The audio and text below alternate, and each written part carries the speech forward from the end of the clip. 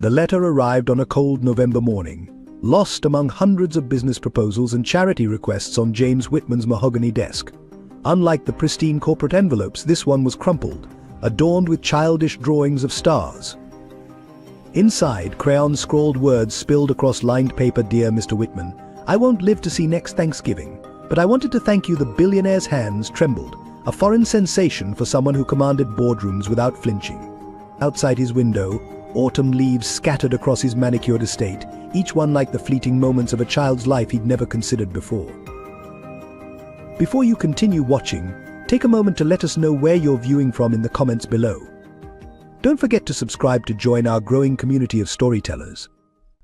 James Whitman's ascent to wealth began in the shadow of near devastating loss. At 17, he watched his mother battle a severe illness in a county hospital, where the harsh fluorescent lights illuminated the stark reality of their poverty. The memory of counting loose change for her medication would forever haunt his dreams. A local charity's intervention saved her life, but the experience carved something permanent into young James's soul, a determination that would later transform into an obsession with wealth and control. Through his college years at Yale, James worked 3 jobs while maintaining perfect grades. His classmates partied past financial reports until dawn. By graduation, he had already founded his first tech startup in his dorm room. The company's success wasn't immediate. He failed twice before striking gold with a revolutionary payment processing system that caught the attention of Silicon Valley's elite. The next decade saw James build Whitman Enterprises into a global powerhouse. Each acquisition, each merger became another brick in the wall he built around himself. His mother's recovery had taught him that money meant survival, but somewhere along the way that lesson morphed into something darker. Wealth became his armor, his identity, his measure of worth. At 45, James commanded an empire worth billions from the top floor of a gleaming skyscraper in Manhattan. His office, a masterpiece of modern design, offered panoramic views of the city he'd conquered. Yet he spent most evenings alone, reviewing reports and responding to emails that could have waited until morning. The few relationships he maintained were transactional board members, business partners, the occasional charity board where his name lent prestige but required minimal involvement. His marriage had ended quietly 3 years ago, his ex-wife citing emotional unavailability in the divorce papers. James had handled it like any other business transaction, efficiently and without drama. Their prenuptial agreement had predicted the end before the beginning, and he'd given her the Hamptons house without negotiation.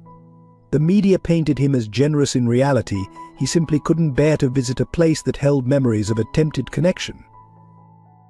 The irony wasn't lost on him. His mother's illness had driven him to ensure no one in his family would ever want for medical care again, yet he'd built a life devoid of the very connections that had saved her.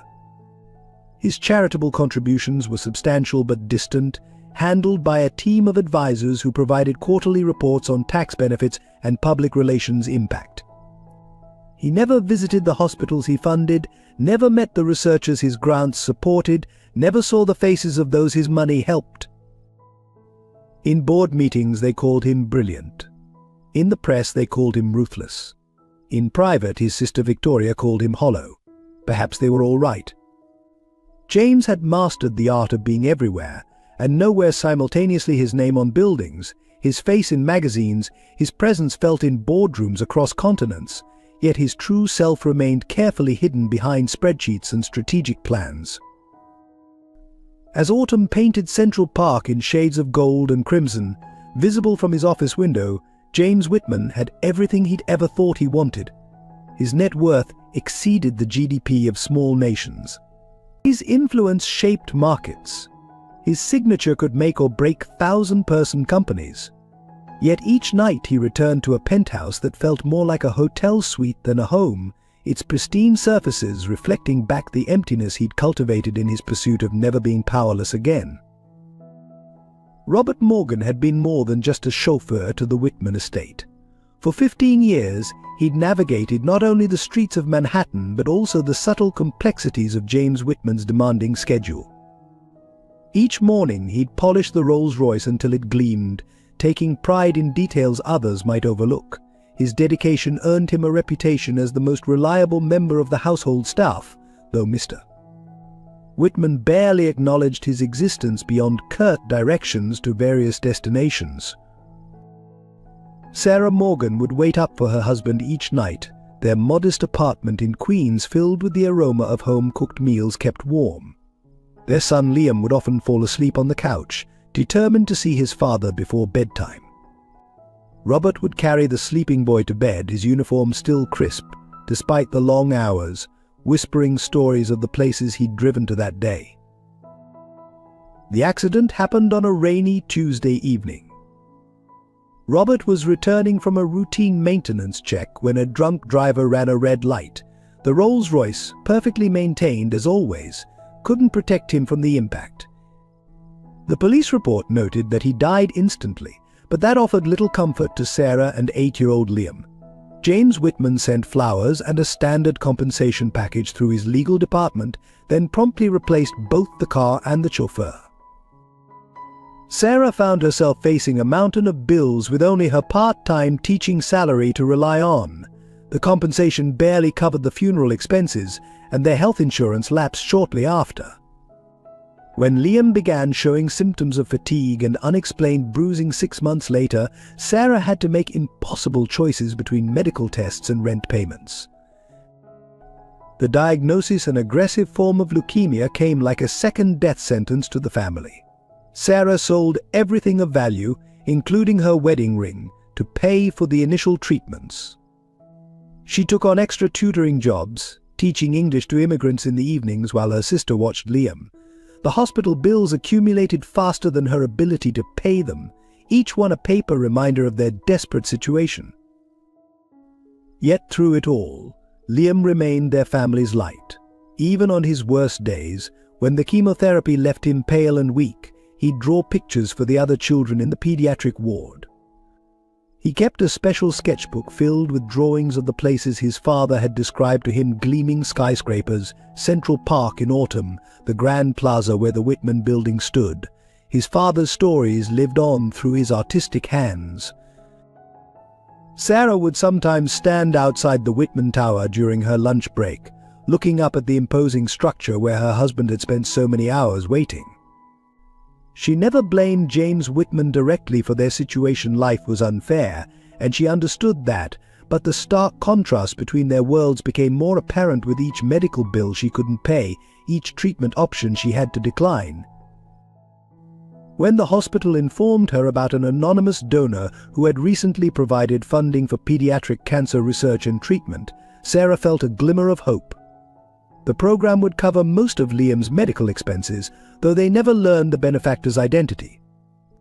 What they didn't know was that the donation was just another line item in Whitman Enterprises' quarterly charitable giving report, approved without a second glance by James himself. At 11 years old, Liam Morgan possessed a wisdom that made the hospital staff forget his age.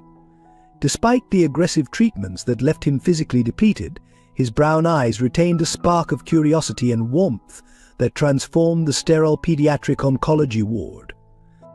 His hospital room, unlike the others, burst with color drawings taped to every available surface, each one telling a story of hope rather than illness. Every morning, before the nurses began their rounds, Liam would position himself by the window, sketchbook in hand, capturing the sunrise in vibrant crayon strokes. The other children called this his magic hour. When he'd share stories about his father's adventures as a chauffeur, embellishing them with imaginative details that made even the most mundane drives sound like grand expeditions. These storytelling sessions became a beloved ritual for the young patients who would gather around his bed whenever their treatments allowed.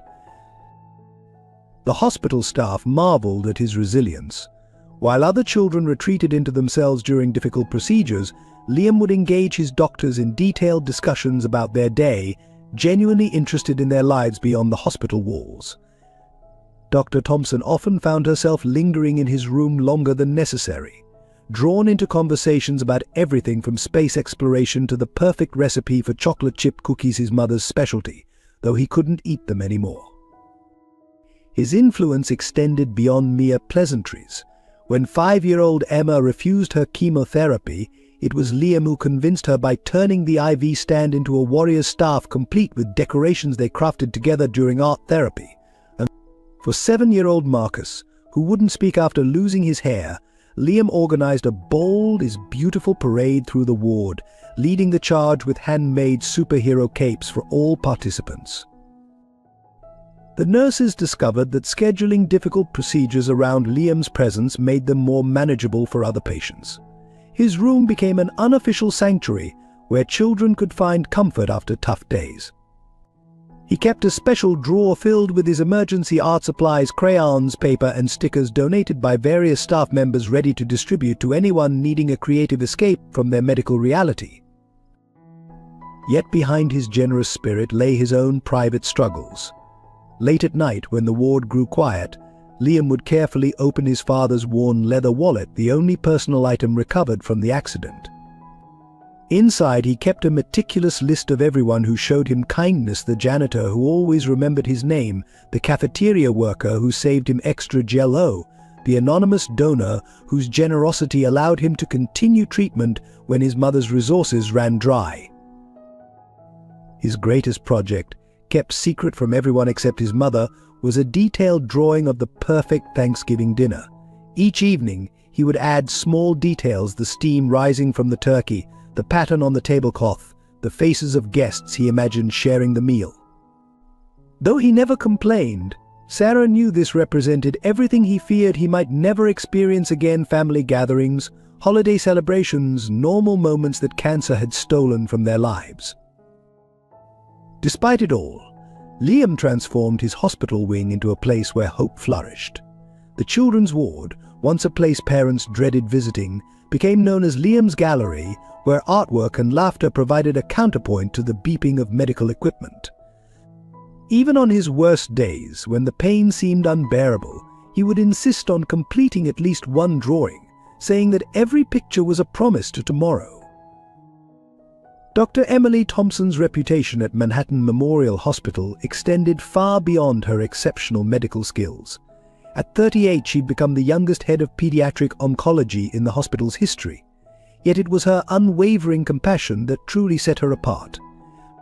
Her office walls, adorned with children's artwork, told the story of countless battles fought, some won, others lost, but all faced with unwavering dedication.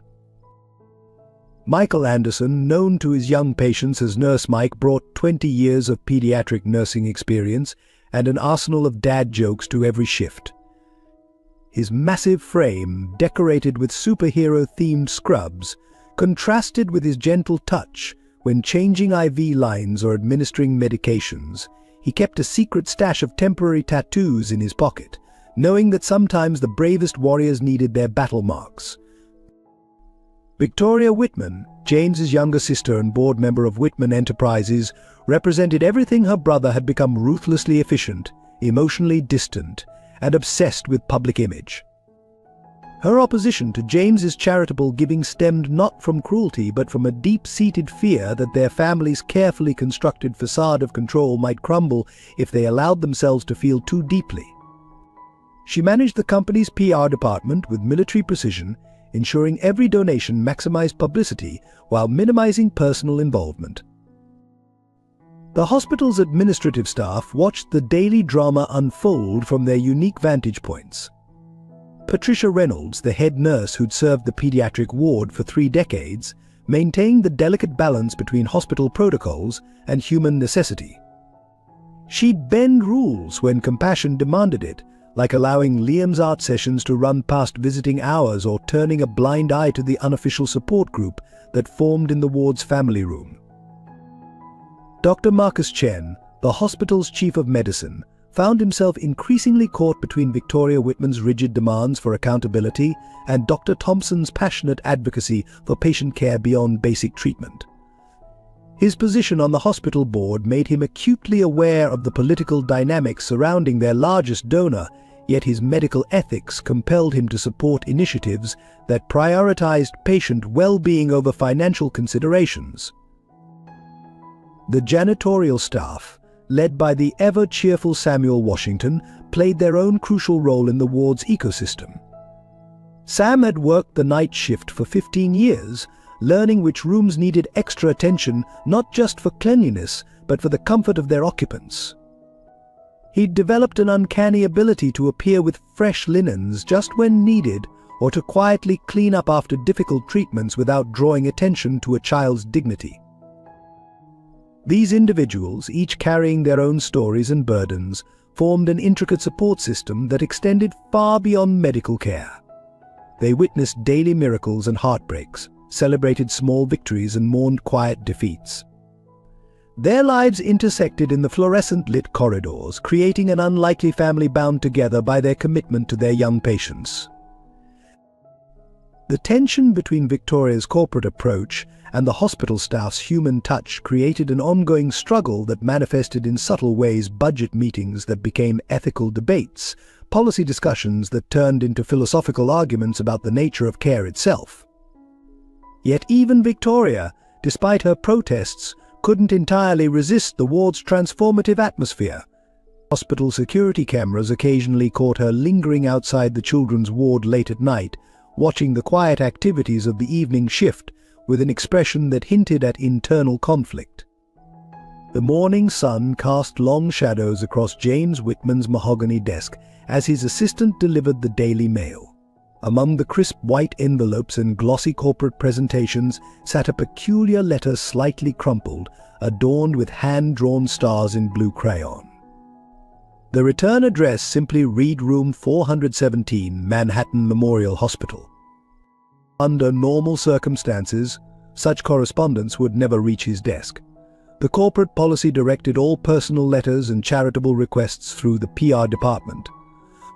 Yet something about this envelope, perhaps its childish decorations or the slight smudge of what looked like hospital sanitizer, had prompted his usually strict assistant to make an exception. James picked up the letter, its paper thin and worn, as if it had been written and rewritten multiple times before being sent.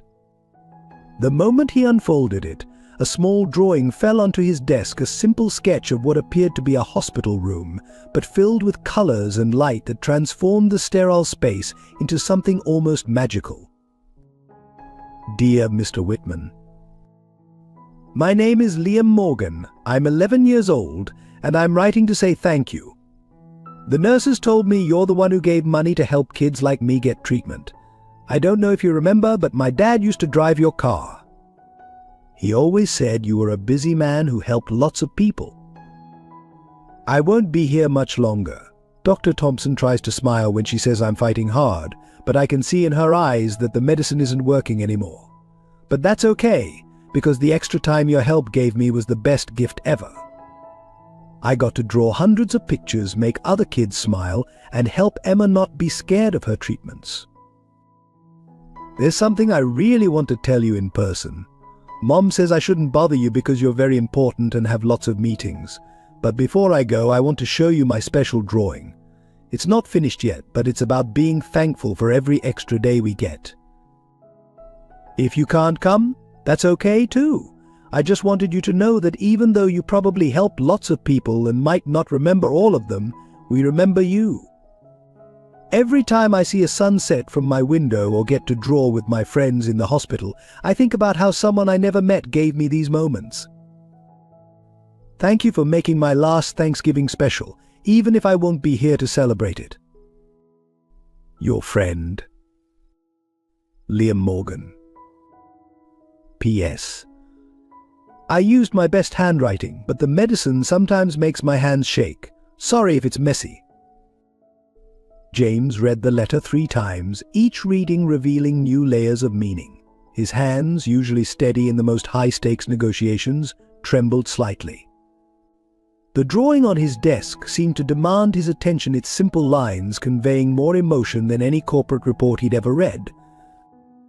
For the first time in years, his carefully constructed wall of professional detachment cracked. The name Morgan tugged at his memory, fragments of reports about a chauffeur's accident, standard compensation packages, paperwork handled efficiently by the legal department.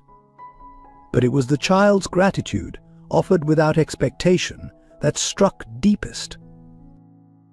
The morning sun had shifted, his schedule of meetings awaited, and somewhere in Manhattan Memorial Hospital, a young boy was counting his remaining sunsets. James reached for his phone, then stopped, remembering the countless times he'd delegated such matters to his staff. But something about this letter demanded more than delegation, it demanded presence. James Whitman stared at his reflection in the floor-to-ceiling windows of his office, the letter still clutched in his hand. The city sprawled below him, a testament to his success, yet for the first time in years he felt uncomfortably small. His secretary's voice crackled through the intercom, reminding him of his 10 a.m. board meeting, but the thought of discussing quarterly projections suddenly seemed trivial. He pulled up his calendar on the computer screen, scanning the day's meticulously planned schedule. Every hour was accounted for meetings with investors, conference calls with international partners, a charity gala planning session. His finger hovered over the mouse, contemplating the unprecedented act of clearing his afternoon. Victoria's voice echoed in his mind from their last argument, "You can't save everyone, James. That's why we have systems in place. That's why we delegate." She'd been referring to his recent increase in hospital donations, warning him about the dangers of personal involvement. The moment you start seeing them as people instead of statistics, you lose objectivity. Memories he'd long suppressed began surfacing: his mother in her hospital bed, counting pills to make sure they'd last until the next payday.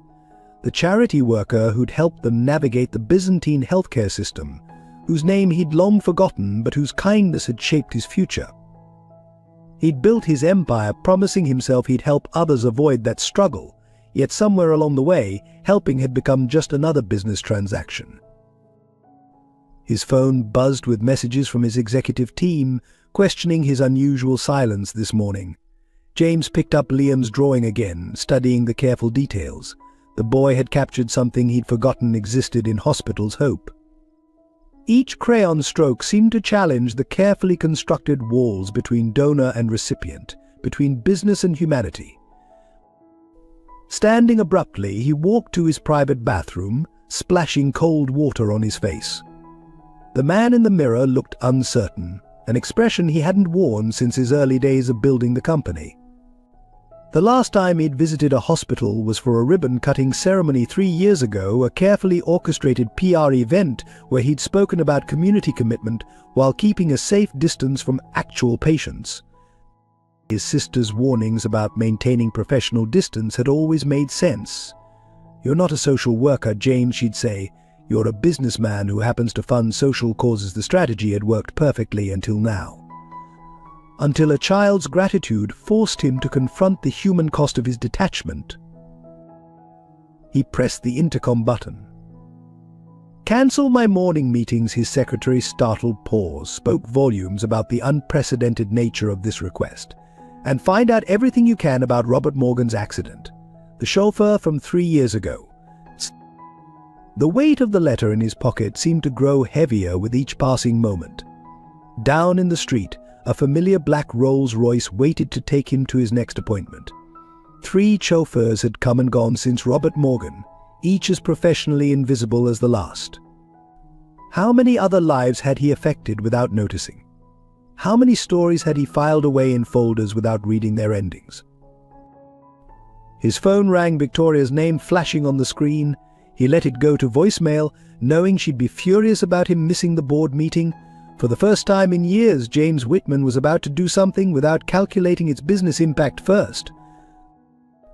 Manhattan Memorial Hospital loomed before James, its glass and steel facade reflecting the late morning sun. The familiar Whitman wing sign above the entrance, usually a source of pride, now felt like an accusation. Inside, the pristine lobby bore little resemblance to the county hospital of his youth, yet the antiseptic smell triggered memories he'd spent decades suppressing. At the pediatric oncology ward's reception desk, a nurse looked up with practiced patience.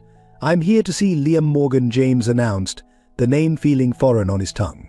The nurse's expression shifted subtly, a change that sent a chill through him before she could speak. Mr. Morgan passed away early this morning, she said softly, her voice carrying the weight of too many similar announcements. The world seemed to tilt beneath James's feet. He gripped the desk edge, his knuckles turning white, but the letter he stammered, pulling the crumpled paper from his pocket. "I just received it this morning." The nurse glanced at the date written 3 days ago. "He was asking about the mail yesterday," she said. "He wanted to know if you'd received it." Dr. Emily Thompson appeared then, her white coat wrinkled from what had clearly been a long night. Recognition flickered across her face. She'd seen him at fundraising events, but never on the ward itself. "Mr. Whitman," she said, her professional demeanor tinged with something harder to read. "Would you like to step into my office?" The doctor's office was small, cramped with medical texts and children's artwork. James sat stiffly, the leather of his handmade shoes creaking against the linoleum floor. "Doctor." Thompson didn't sit behind her desk, but instead took the chair next to him, a gesture that made him inexplicably uncomfortable. "Liam fought incredibly hard," she began, her voice gentle but direct. "He was determined to stay until Thanksgiving. He wanted," she paused, collecting herself. "He had this drawing he was working on. He insisted on finishing it before." Her voice trailed off, and she reached for a folder on her desk. Through the office window, James could see children in the playroom across the hall. Some were attached to IV poles, others wore protective masks, but their laughter penetrated the glass. A little girl was showing off her bald head, decorated with temporary tattoos, the kind of scene Liam had captured in his drawings. "His mother is still here," Dr. Thompson continued, watching James carefully. "She's been with him since midnight. Would you like to speak with her?" The question carried weight beyond its simple words. James realized he'd never spoken to Sarah Morgan after her husband's death. Everything had been handled through intermediaries. A group of nurses gathered at the station nearby, their hushed conversations and occasional glances making it clear who they were discussing. One of them, his name tag read Mike, stood protectively near a door that must lead to Liam's room. The same room where, just hours ago, a young boy had been waiting for a response to his letter. "Mr. Whitman," Dr. Thompson's voice pulled him back. "There's something else. Liam left something for you. He was very specific about it being delivered personally." She held out a large manila envelope, his name written in familiar crayon letters. The envelope felt heavy with more than just paper. Through its thickness, James could feel what seemed to be a sketchbook. The same sketchbook, he realized, that had produced the drawing, now burning a hole in his pocket. With trembling hands, James opened the manila envelope in Dr. Thompson's office. Inside, he found a well-worn sketchbook, its pages soft from constant use. A post-it note on the cover read simply, "For Mr. Whitman, the story I wanted to tell you." The doctor quietly excused herself, leaving him alone with Liam's final gift. The first pages contained typical children's drawings, superheroes, animals, and fantastic creatures, but as he turned each page, James noticed a progression. The artwork became more sophisticated, more purposeful.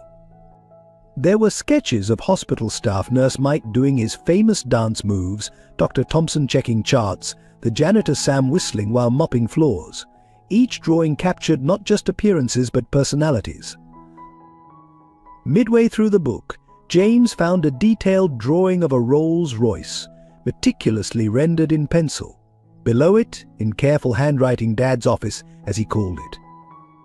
The next few pages told a story through pictures: Robert Morgan driving, waiting, polishing the car, always with a slight smile. These weren't memories, they were reconstructions drawn from stories, a child's attempt to keep his father's memory alive. Then came the hospital drawings. Unlike the stark, clinical reality, Liam had transformed the ward into a magical place. IV poles became enchanted trees, medical monitors turned into friendly robots, and fellow patients appeared as brave warriors fighting invisible dragons. Each picture was accompanied by short notes explaining the story behind it. Near the end, James found what he was looking for: the unfinished drawing mentioned in the letter. It took up 2 full pages, more ambitious than anything that came before it. The scene showed a massive Thanksgiving table, but not in a traditional dining room. Instead, it was set in what appeared to be the hospital ward, transformed into something extraordinary. The table stretched beyond the page's boundaries, suggesting an endless feast where everyone was welcome. Some chairs were occupied by doctors and nurses, others by patients both current and remembered. There was Robert Morgan, drawn from photographs, sitting proudly near the head of the table. Empty chairs waited invitingly, including one marked with a small note for Mr. Whitman, if he comes. The drawing was mostly complete, but sections remained unfinished, like promises left unfulfilled. The turkey at the center was just an outline waiting for details. Some faces were blank, others barely sketched. Yet even incomplete, the image conveyed something profound about gratitude, community, and the family we choose. On the final page, Liam had written a message. "Dear Mr. Whitman, every day in the hospital, I see people helping each other. Some help with medicine, some with smiles, some just by being there. Dad always said you were someone who helped people but never got to see how much it meant to them. I wanted to show you. This is what your help looks like when it turns into something real. I couldn't finish the drawing, but maybe that's okay. Maybe sometimes the best pictures are the ones we leave space in for others to help complete. Thank you for giving me time to draw all these stories. Your friend, Liam." James closed the sketchbook gently, aware that he held something more valuable than any contract he'd ever signed. Through the office window, he could see Sarah Morgan in her son's room, gathering Liam's belongings with the careful movements of someone trying to hold themselves together. Standing outside Liam's room, James watched Sarah Morgan carefully pack away her son's art supplies. The scene triggered a cascade of memories he'd buried deep beneath years of corporate success. His assistant's research about Robert Morgan's accident lay unread on his phone, but suddenly he didn't need it. The details came rushing back with crushing clarity. That rainy night 3 years ago, he'd received a call about the accident. Instead of going to the hospital, he'd delegated everything to his legal team. Handle it efficiently, he'd instructed, before returning to a business dinner. The compensation package had been generous by corporate standards, calculated to prevent any potential lawsuit while maintaining professional distance. Through the glass, he noticed a familiar leather wallet among Liam's belongings. Robert Morgan had carried it every day, pulling it out with quiet pride to show pictures of his son. James remembered glimpsing those photos during countless car rides, though he'd never really looked at them. Now, Liam's face in those worn photographs seemed to stare back at him, accusing him of his calculated indifference. The revelation hit him with physical force. He'd become the very thing he'd once despised. As a young man watching his mother suffer, he'd cursed the faceless executives who treated healthcare like a business transaction.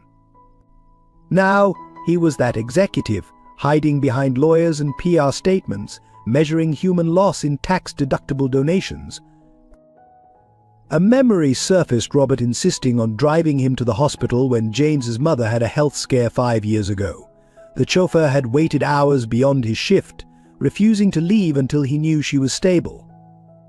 James had given him a bonus, but never acknowledged the genuine care behind the gesture.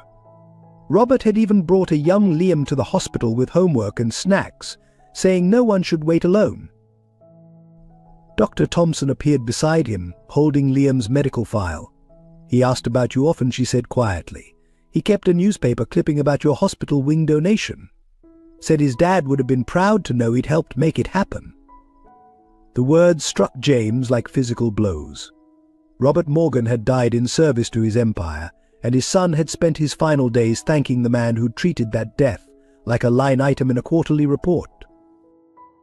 Through the window, he watched Sarah organize Liam's drawings into neat piles. Each one represented a day of life his money had helped provide, yet he'd never once visited, never seen how his clinical charity transformed into real moments of joy and connection. The boy had turned sterile hospital rooms into galleries of hope, while James had turned human relationships into calculated transactions. His phone buzzed insistently, Victoria, probably furious about his missed meetings. But for once, corporate crises seemed trivial. In his pocket, Liam's unfinished Thanksgiving drawing felt like a weight, a reminder of all the connections he'd sacrificed in his pursuit of control and success. The true cost of his emotional detachment became devastatingly clear. He'd funded hospitals but forgotten about healing, donated to causes but ignored the humans behind them. Robert Morgan hadn't been just an employee, and Liam wasn't just a charitable case. They were threads in a tapestry of human connection he'd spent years pretending not to see. Sarah Morgan looked up as James entered the room, her hands still clutching one of Liam's drawings. Recognition flickered across her face, followed by a complex mixture of emotions. The space between them felt charged with years of unspoken words and missed connections. Mrs. Morgan, James began, his usual confident tone faltering. But before he could continue, Sarah held up her hand, her grief momentarily overshadowed by something fiercer. "You know," he waited, she said quietly, her voice steady despite her red-rimmed eyes. "Every day this week he asked if there was a reply to his letter. Even last night, when the pain was so bad he could barely speak, he asked if you'd called." Her words carried no accusation, which somehow made them cut deeper. James stood awkwardly, the corporate titan suddenly reduced to a schoolboy facing consequences. "I just received the letter this morning," he offered weakly. Sarah nodded, then turned to look out the window where Liam had spent countless hours drawing. "Robert used to come home with stories about you," she continued. "He'd tell Liam about the important meetings, the places he'd driven you, the deals you'd closed. He made you sound like some kind of superhero." She laughed softly, but the sound held no joy. "Liam drew pictures of your building, you know. Said it looked like a castle where dreams came true." She picked up a stack of drawings, spreading them across the bed. Each one showed the Whitman Tower from different angles, rendered in a child's hopeful perspective. "When he got sick, he was so excited to learn that you were the one who funded the research program.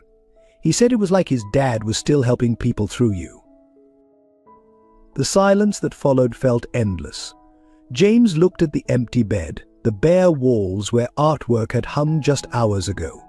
"I should have been here," he finally said. "Not just today. 3 years ago, when Robert—" His voice trailed off. Sarah turned to face him fully now, her composure cracking slightly. "You want to know something strange, Mr. Whitman? Liam never blamed you for not coming after Robert died.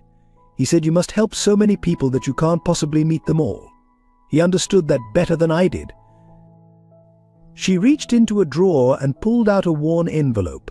"Robert wrote this the week before the accident. He never mailed it." She handed it to James. "It was a thank you note for helping with my mother's medical bills that month. He was going to give it to you personally, but—" She swallowed hard. "Well, efficiency is important in your world, isn't it? The lawyers handled everything so quickly." James stared at the unopened envelope, his vision blurring. "I built all of this," he gestured vaguely toward the window, toward his tower in the distance, "to help people. Somewhere along the way, I forgot about the people part."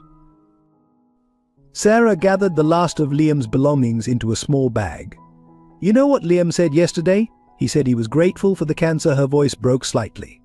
"Grateful because it helped him understand what his father always saw in you, someone who could make miracles happen. He just wished he could have shown you what those miracles looked like up close." She moved toward the door, then paused. "Liam's memorial is on Thursday. You're welcome to come, Mr. Whitman, or you can send a representative. I'm sure either way, it will be handled efficiently." The Whitman Enterprises boardroom crackled with tension as James presented his proposal. The late afternoon sun cast long shadows across the mahogany table where Victoria Whitman sat, her perfectly manicured nails drumming against her tablet screen. The other board members shifted uncomfortably as James outlined his plan to transform the upcoming Thanksgiving charity gala. You want to do what Victoria's voice cut through the silence.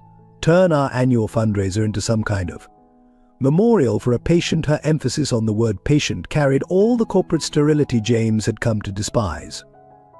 Have you completely lost your mind? James spread Liam's drawings across the table, the unfinished Thanksgiving scene, the sketches of hospital life, the transformed medical ward. These aren't just drawings, he insisted. They're evidence of what our money actually does, what it could do if we approached it differently. Different Victoria stood, her Hermes scarf quivering with indignation.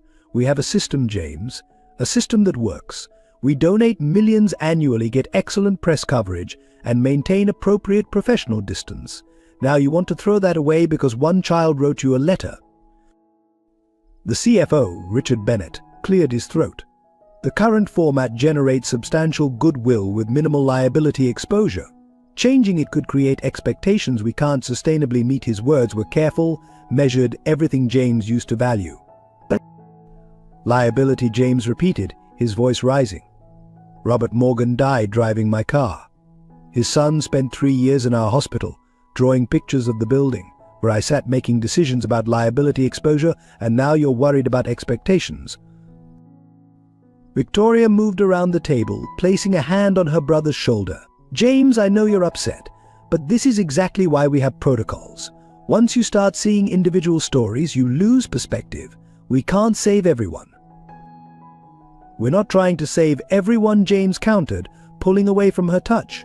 We're trying to remember why we started saving anyone at all. He pulled out Robert Morgan's unopened thank you letter, still sealed after 3 years.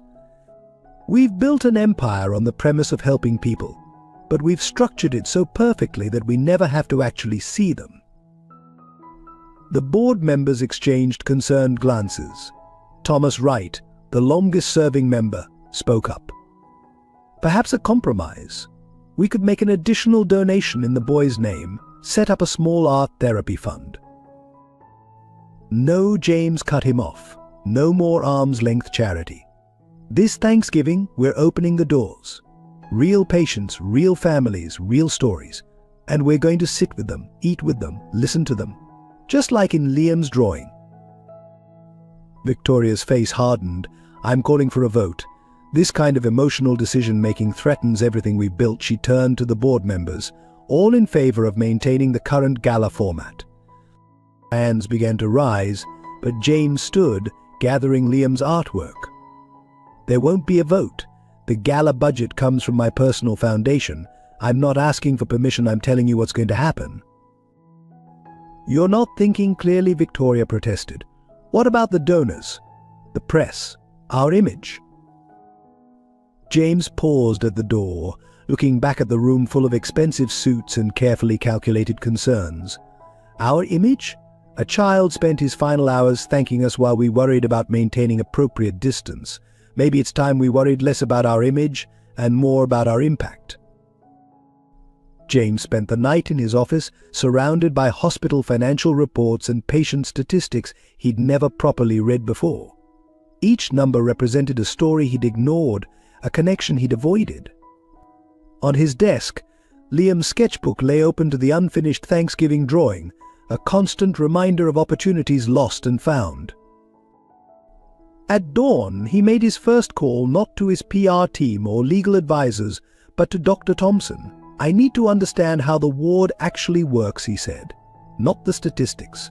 The people, the silence on the other end suggested she was weighing his sincerity. Finally, she agreed to give him a real tour, not the sanitized version reserved for donors. He arrived at the hospital wearing a simple button-down shirt instead of his usual suit. Nurse Mike raised an eyebrow but said nothing as Dr. Thompson led James through the morning routine. They visited children during breakfast, watched art therapy sessions, and sat in on family consultations with appropriate permissions, of course. In each room, James saw echoes of Liam's artwork. The way patients personalized their spaces, the small acts of kindness between families, the staff's gentle humor in the face of suffering, all of it had been captured in those crayon drawings. A young girl showed him her collection of superhero bandages. A teenage boy asked if he'd like to join their weekly chess tournament. During lunch, he sat in the staff break room, listening to nurses discuss supply shortages he'd never known about, despite his generous funding. Simple things, art supplies, comfortable chairs for parents doing overnight stays, better Wi-Fi for patients to connect with friends had gotten lost in the bureaucracy of corporate giving. Sarah Morgan found him there, carrying a box of Liam's art supplies. He would have wanted these to stay in the ward, she said quietly. The gesture hit him hard, her ability to think of others even in her grief. James realized that while he'd been writing checks to help people cope with loss, she'd been showing him how it's actually done.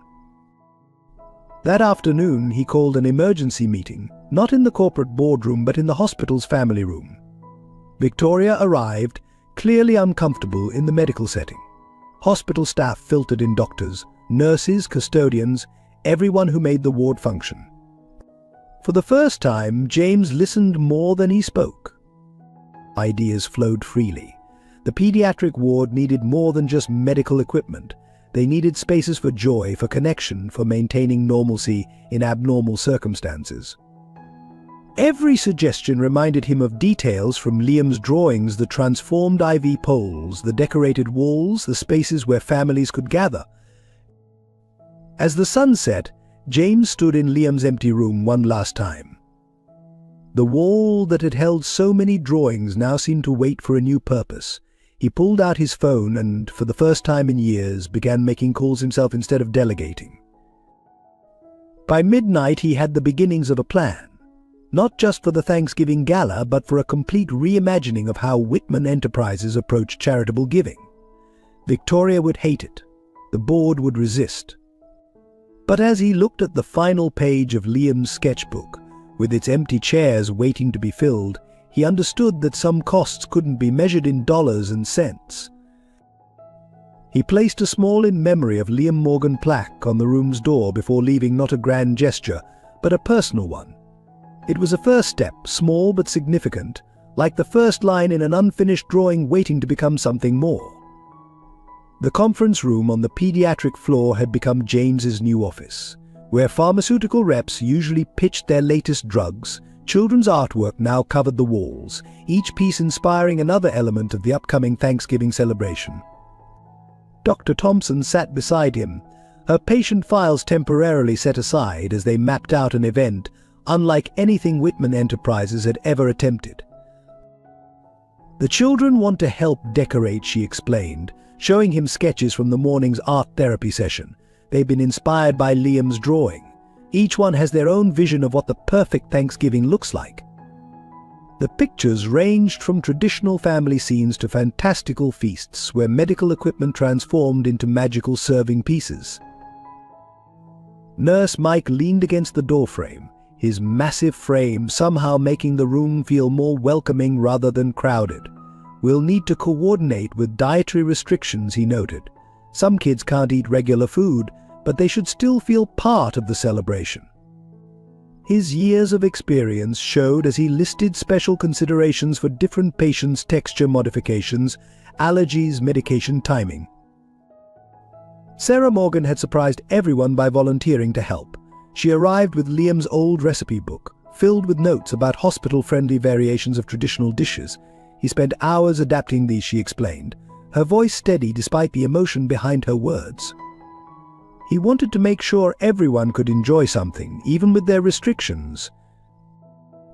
The logistics were daunting. Security protocols needed revision to accommodate families and guests. Medical staff schedules required careful coordination to ensure proper coverage while allowing maximum participation. The hospital's infrastructure wasn't designed for such an event, but James found himself energized by each challenge rather than discouraged. Victoria made her opposition known through a barrage of emails and calls, each predicting disaster from a different angle: public relations nightmares, security risks, liability issues. Her concerns weren't entirely unfounded, but they missed the point entirely. James saved each message without replying, focusing instead on the growing pile of RSVPs from patients' families. The breakthrough came from an unexpected source. Sam, the night janitor, suggested using the hospital's rooftop garden. It's got good access to service elevators, he explained, sketching a rough layout. Plus, the kids always say it's where they feel closest to heaven. The medical staff confirmed it could work with proper precautions, and suddenly the vision began taking concrete shape. James found himself personally involved in details he would have once delegated without thought. He learned the names of patients, their stories, their hopes. Each decision was informed by actual needs rather than corporate protocols. When the budget began to strain, he didn't hesitate to reach into his personal accounts rather than the foundation's funds. The children became integral to the planning. A teenage patient with a talent for graphic design created invitation cards. Younger kids formed a decoration committee, their ideas both ambitious and touching. One small boy insisted on making paper turkeys with extra feathers, so anyone who comes can add their own thankful thought. Dr. Thompson watched James transform over these planning sessions. The corporate titan who once barely glanced at hospital reports now sat cross-legged on the playroom floor, earnestly discussing color schemes with a 7-year-old expert in butterfly drawings. She caught him once, late at night, carefully hanging a new piece of artwork in Liam's old room, now designated as a quiet space for families needing a moment of peace. The media caught wind of the plans, of course. Speculation ran wild about James Whitman's radical departure from traditional corporate philanthropy. Some praised the innovation, others questioned his judgment. Through it all, he maintained his focus on the hospital, on the faces that were becoming familiar, on the stories that were no longer just statistics. One evening, as sunset painted the rooftop garden in shades of gold, James found Sarah adding fairy lights to the pergola. "Liam would have loved this," she said softly. "He always said the best way to be thankful was to help others find reasons to give thanks too." James nodded, understanding finally that he wasn't just planning an event, he was helping complete an unfinished drawing, one small light at a time. The emergency board meeting was called on a stormy Tuesday morning, mere weeks before Thanksgiving. The atmosphere in Whitman Tower's executive boardroom crackled with tension as Victoria presented a PowerPoint detailing the unprecedented risks of James's hospital celebration plans. Board members shifted uncomfortably in their leather chairs as spreadsheets and liability projections flashed across the screen. "This isn't just unconventional," Victoria declared, her laser pointer circling alarming numbers in red. "It's potentially catastrophic for our corporate image. We've received calls from major shareholders expressing serious concerns." She paused, fixing James with a pointed stare. The Whitman name stands for excellence, not emotional charity projects. Richard Bennett, the CFO, cleared his throat. "The financial implications are troubling." He shuffled through reports, avoiding direct eye contact. "We're looking at insurance complications, potential health code violations, not to mention the precedent this sets for future charitable endeavors. Our legal team strongly advises against this level of direct involvement." Thomas Wright, who'd served on the board since their father's time, spoke next. "James, your father built this company on careful calculation of risk versus reward. This feels like pure risk." His voice carried the weight of decades of corporate wisdom, but James noticed how he carefully avoided mentioning Liam's name, or Robert's, or any actual person affected by their decisions. The opposition grew more vocal as the meeting progressed. Marketing executives worried about brand dilution. Risk management predicted disaster scenarios. The head of public relations presented a carefully crafted alternative, a traditional gala with increased donation amounts, maintaining dignity while showing enhanced commitment. James sat quietly through it all, Liam's sketchbook open on his lap beneath the table. As accusations of emotional decision-making and professional impropriety flew across the room, he studied the careful lines of the unfinished Thanksgiving drawing. Each empty chair seemed to challenge the very foundation of corporate philanthropy they'd built. Finally, he stood. The room fell silent. "Yesterday," he began, "I sat with a 12-year-old girl during her chemotherapy.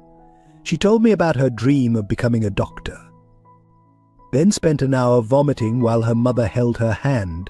That same mother apologized to the nurses for causing trouble because she couldn't afford to replace her daughter's worn-out slippers. He opened Liam's sketchbook, displaying the drawing for all to see.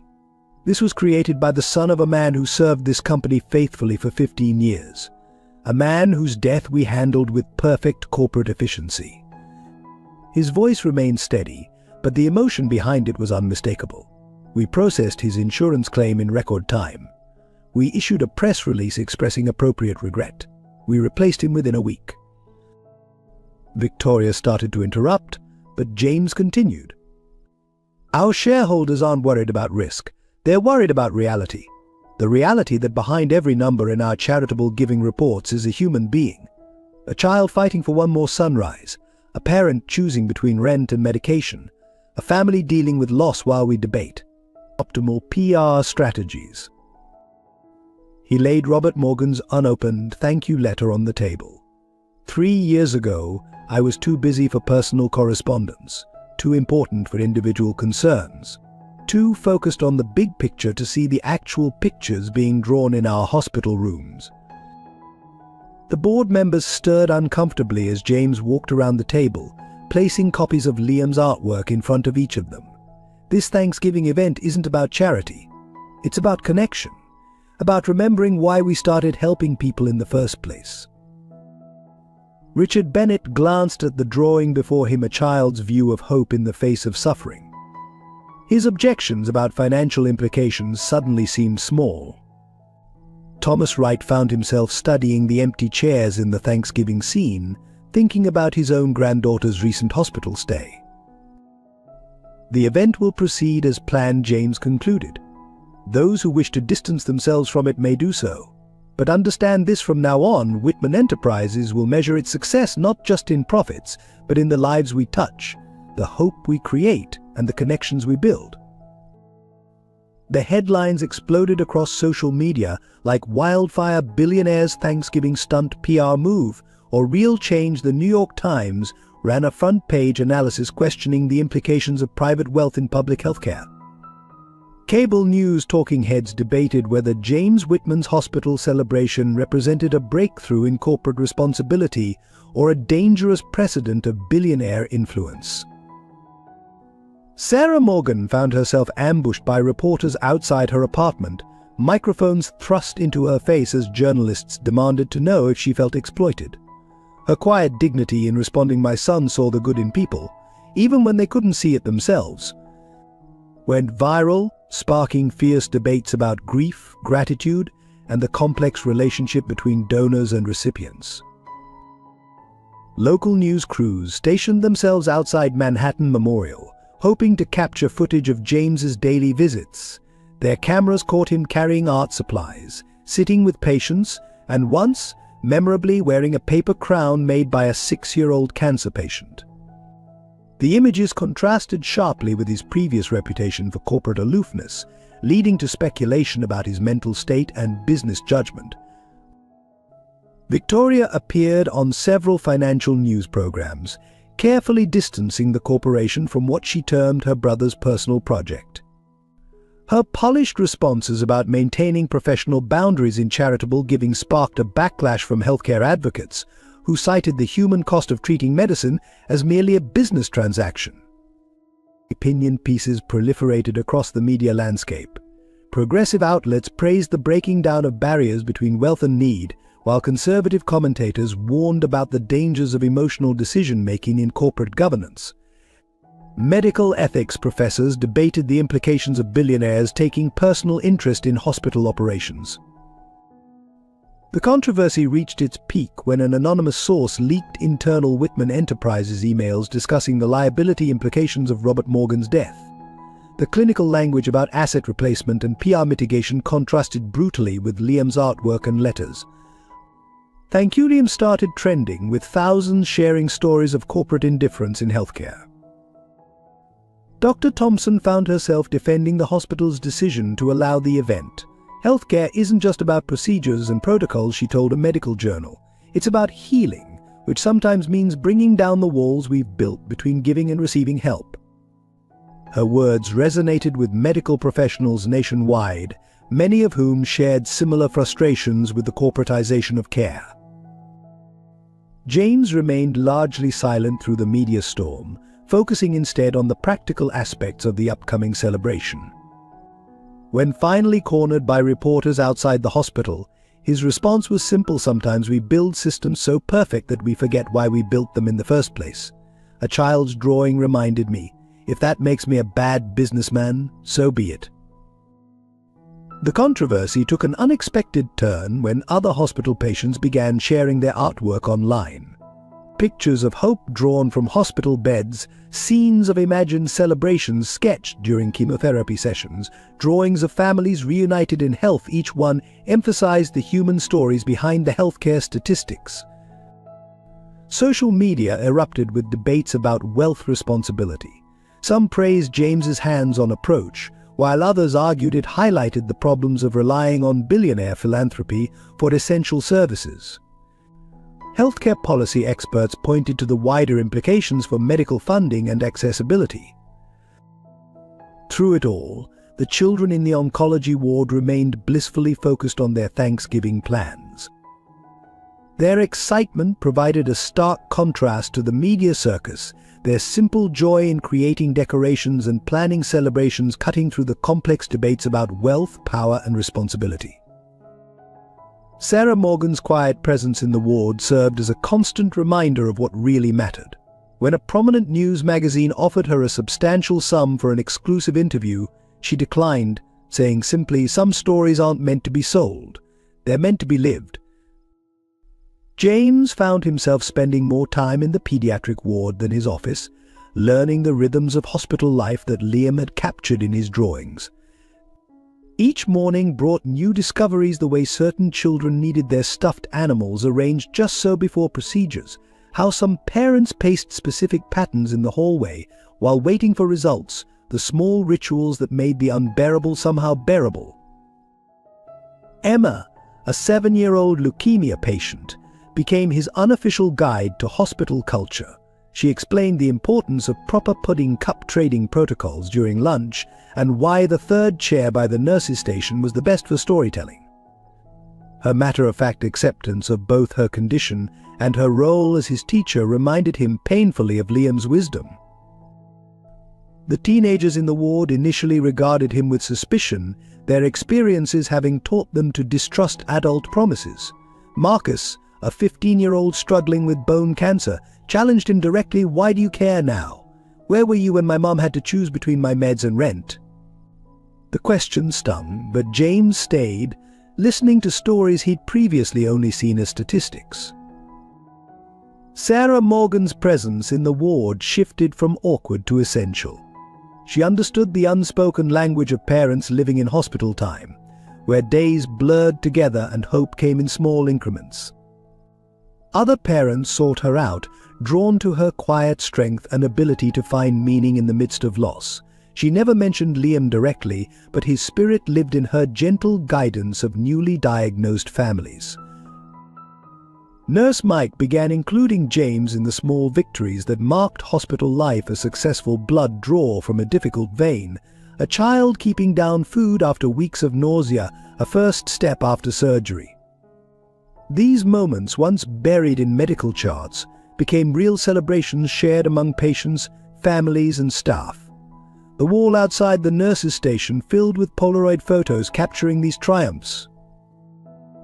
Dr. Thompson watched as James learned the names and stories of each patient, not just their diagnoses. He sat with Charlotte while she finished her math homework, discussed superhero movies with Alex during his treatments, and learned to play the card games that helped distract Jacob from his pain. Each interaction seemed to chip away at the corporate armor he'd worn for so long.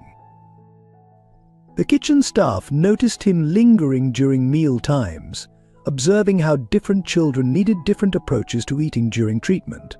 He worked with them to develop a menu for the Thanksgiving celebration that could accommodate every dietary restriction while still feeling festive. The head chef caught him one evening, studying Liam's notes about hospital-friendly recipes with tears in his eyes. Even Victoria's carefully orchestrated media appearances couldn't overshadow the genuine connections forming in the ward. When a news crew attempted to film a human interest story about the upcoming celebration, the patients and families closed ranks, protecting their growing community from exploitation. James found himself moved by their fierce protection of what they were building together. The transformation was most evident in the small moments: James learning to change an IV bag under Nurse Mike's supervision, sitting through the night with parents waiting for test results, celebrating tiny victories like a successful walk to the bathroom or 3 bites of toast kept down. These weren't photo opportunities or PR moves, they were steps toward understanding the real impact of his wealth and position. One evening he found Sarah adding a new picture to Liam's old room, now a quiet space for families needing peace. It showed the ward's daily life: children in wheelchairs racing down halls, parents sharing coffee and concerns, nurses dancing to distract nervous patients. "He saw all of this," she said softly. "He saw the beauty in even the hardest days here. I think maybe he knew you would too, eventually." The rooftop garden of Manhattan Memorial transformed in the days leading up to Thanksgiving. String lights twinkled against the autumn sky, weaving between heated tents that would shelter guests from the November chill. Each decoration reflected input from the children: paper turkeys with personalized feathers, hand-painted centerpieces, and art installations that told stories of hope and healing. Emma supervised the placement of fairy lights with the authority of a seasoned event planner, insisting they form constellations matching the ones visible from her hospital room window. Marcus, between treatments, helped design a sound system that would allow bedridden patients to participate through video links, his technical expertise surprising the professional installers who'd initially dismissed him as just another sick kid.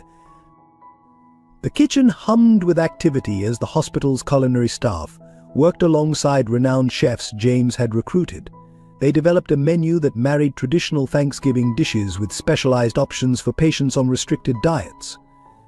Sarah Morgan worked closely with them, sharing Liam's adapted recipes and ensuring every child would have something special to anticipate. Dr. Thompson coordinated with medical staff to create rotation schedules that would allow maximum participation while maintaining essential care. Nurse Mike transformed medical protocols into party-friendly versions, figuring out how to disguise necessary equipment as festive decorations. IV poles became magical light stands, medical monitors were incorporated into art displays, and treatment schedules were adjusted to optimize patients' energy levels for the celebration. James found himself in the middle of it all, his expensive suits replaced by more practical attire as he helped move furniture and hang decorations. The corporate world that had once consumed his entire existence now seemed distant compared to the immediate reality of preparing for this celebration. Victoria's increasingly urgent messages about shareholder concerns went unanswered as he focused on making sure every detail honored Liam's vision. Security posed unique challenges. The hospital's head of security worked to balance safety protocols with the need for an welcoming atmosphere. Children contributed ideas here: to guest badges designed to look like superhero identifiers, security checkpoints transformed into magical gateways. Each solution reflected the careful marriage of practical necessity with the imagination that made the pediatric ward special. The media circus outside grew as the event approached, but inside a different kind of magic was taking shape. Families who had been strangers weeks ago now worked together, sharing stories and support as they prepared for the celebration. The ward's usual rhythms of treatments and tests continued, but now they were punctuated by bursts of creative energy and shared purpose. Parents noticed changes in their children. The upcoming event gave them something to focus on beyond their illnesses. Even those too sick to participate fully found ways to contribute, offering ideas, creating artwork, or simply sharing their excitement. The hospital's child life specialists reported improved morale and engagement across all age groups. One particular project captured everyone's imagination: a massive collaborative art piece based on Liam's unfinished Thanksgiving drawing. Each patient added their own interpretation of gratitude, creating a sprawling mural that would serve as the celebration's centerpiece. Sarah spent hours helping children contribute their visions, her quiet guidance helping them express hopes and fears through art, just as Liam had done. The night before the event, James stood alone on the rooftop, taking in the transformation. Fairy lights reflected off the city's glass towers, creating a magical atmosphere that matched Liam's artistic vision. A gentle breeze stirred the decorations, making the paper turkeys dance. In the distance, he could see his corporate office, the empire he'd built, but for the first time in his adult life, it didn't feel like the most important thing in his world. Behind him, he heard the door open. Sarah Morgan stepped out, carrying a final decoration, a framed copy of Liam's original drawing. Together, they found the perfect spot for it, where it would greet guests as they arrived. Neither spoke, but both understood that tomorrow would be more than just an event. It would be the realization of a child's last, greatest wish to bring people together in gratitude. Victoria Whitman stormed into the hospital rooftop garden on Thanksgiving morning, her Louboutin heels clicking against the floor with military precision. Behind her, a team of lawyers and PR specialists hovered nervously, clutching tablets and legal documents. The early morning preparations halted as she confronted James among the half-finished decorations. "The board has called an emergency session," she announced, her voice tight with controlled fury. "They're voting to remove you as CEO. This has gone far enough, James. You're destroying everything we've built." She thrust a stack of papers toward him: shareholder complaints, media analyses, risk assessments. "3 major investors have threatened to pull out. Our stock has dropped 15%. James continued hanging fairy lights with Emma, who watched the scene unfold with the shrewd assessment of a child who'd seen too many adult conflicts in hospital rooms. "The lights need to be perfect," he replied calmly. "Emma here has calculated the exact spacing to match the constellations." Victoria's composure cracked. "This isn't about lights. This is about our family's legacy. Dad built this company from nothing, and you're turning it into a circus because one child's letter made you feel guilty. What about the thousands of employees who depend on us? What about our responsibility to shareholders?" The confrontation drew attention. Parents setting up tables paused their work. Nurse Mike stepped closer, his protective instincts extending beyond just his patients. Dr. Thompson emerged from a planning meeting, watching carefully from the doorway. "Our father James," said quietly, finally turning to face his sister, "used to say that wealth without purpose was poverty in disguise. Remember that? Or were you too busy calculating ROI on his funeral arrangements to notice?" The words hit hard. Their father's memorial service had indeed been a masterclass in corporate efficiency. Victoria recoiled as if struck. "That's not fair. I've worked just as hard as you to honor his memory. Everything I've done has been to protect this family, this company. We help people through proper channels, with proper procedures. This emotional chaos isn't helping anyone." Sarah Morgan chose that moment to arrive, carrying Liam's original sketchbook. She stopped short at the scene, but something in Victoria's expression made her step forward. Without a word, she opened the book to the unfinished Thanksgiving drawing and held it out to Victoria. "He drew this the day before he died," Sarah said softly. "Look closely at the empty chairs. He labeled them. There's one for you too, MS Whitman. He said everyone should have a place at the table of gratitude, especially people who forgot how to be grateful." Victoria's hands trembled as she took the sketchbook. For the first time, she really looked at the drawing, the careful details, the hopeful empty chairs, the love poured into every line. She saw her name there, written in a child's unsteady hand, next to a chair waiting to be filled. "I can't," her voice broke. "I can't do this. I can't watch you throw everything away. The board meeting is at noon. If you don't show up with a plan to normalize operations, they'll vote you out.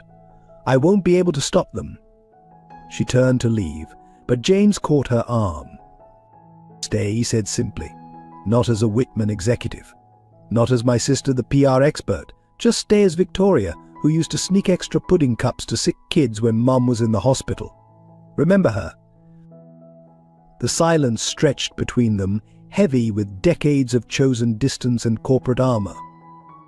Finally, Victoria looked around at the children watching with solemn understanding, at the parents who saw their own family struggles reflected, at the staff who dealt with life and death while they argued about stock prices.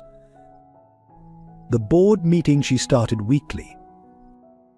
"We'll have to proceed without us," James finished. "There's a paper turkey that needs more thankful thoughts written on its feathers. Emma says the purple glitter pen works best." Television crews clustered outside Manhattan Memorial Hospital as Thanksgiving Day unfolded, their satellite trucks creating a media village that stretched around the block. Social media erupted with dueling hashtags. Whitman cares and corporatist battled for trending supremacy. The morning news shows buzzed with speculation about James Whitman's apparent corporate suicide and the deeper implications for corporate philanthropy. CNBC ran a split screen on one side, the Whitman Enterprises board meeting where executives voted on James's future on the other, live footage of children's artwork being carried to the hospital roof. The contrast couldn't have been starker: suits and spreadsheets versus hand-painted turkeys and fairy lights. Financial analysts debated the impact on shareholder value while medical ethicists discussed the human value of personal engagement in healthcare. Inside the hospital, patients and families rallied around their own narrative. Emma, between rounds of hanging decorations, gave an impromptu interview to a nurse's cell phone camera. "Mr. Whitman learned all our names," she declared proudly. "He even knows which pudding flavors everyone likes." The video, posted without corporate approval, went viral within hours, spawning hundreds of response videos from other hospitals sharing their own stories of human connection versus corporate distance.